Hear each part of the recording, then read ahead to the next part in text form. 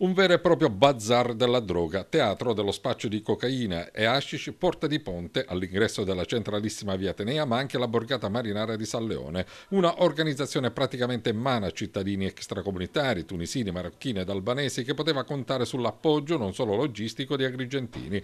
E questo è il contesto dell'operazione Bazar, eseguita all'alba di oggi dagli agenti della squadra mobile, coordinati dal vicequestore aggiunto Corrado Empoli, rivoltata come un calzino Agrigento, eseguite 16 ordinanze di custodia cautelare nei confronti di 14 extracomunitari, un albanese e un agrigentino, che avrebbero gestito il mercato dello spaccio di sostanze stupefacenti nel capoluogo. I provvedimenti, 5 arresti in carcere, 1 ai domiciliari e 5 obblighi di dimora, sono stati firmati dal GIP Luisa Turco del Tribunale di Agrigento su richiesta del sostituto procuratore Andrea Bianchi. Altri 6, tutti extracomunitari, sono sfuggiti alla cattura e vengono attivamente ricercati. Nel corso delle indagini, coordinate dal vicequestore aggiunto Corrado Empoli, sono stati accertati diversi episodi di spaccio. In manette sono finiti i tunisini Aitam Aidi, Fauzi Toumi, Zierid Ferchichi, quest'ultimo arrestato dagli agenti della mobile di Palermo, e ancora l'albanese Emilian Borici e Giuseppe Bellavia di Favara. Ai domiciliari è finito il marocchino Abris Krimi Tuil.